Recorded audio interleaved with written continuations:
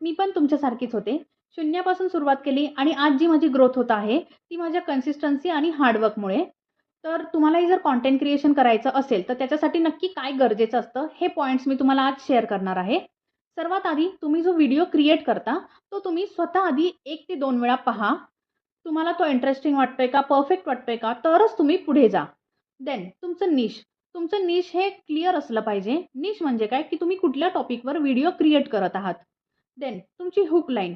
तुमची hook line अशी असली पाहिजे, की पहिल्या 3 सेकंदामध्ये तुमचा ऑडियन्स जो आहे, तो तुमच्या व्हिडिओवर थांबला पाहिजे. त्याने व्हिडिओ स्क्रोल नाही केला पाहिजे. नेक्स्ट तुमचा बायो. तुमचा बायो इतका क्लिअर असला पाहिजे, की Instagram किंवा अल्गोरिदम कन्फ्यूज नाही होणार आणि त्या ऑडियन्सपर्यंत तुमचा व्हिडिओ पाठवेल. त्याने होईल काय, की तुमचं व्ह्यूज आणि रीच वाढतील. नेक्स्ट तुमची कन्सिस्टन्सी खूप इम्पॉर्टंट आहे. म्हणजे तुम्ही जे व्हिडिओ क्रिएट करता ते रोज आणि नियमित क्रिएट केलेत, तर त्याने होईल काय, तुमचा फेस आयडी क्रिएट होतो.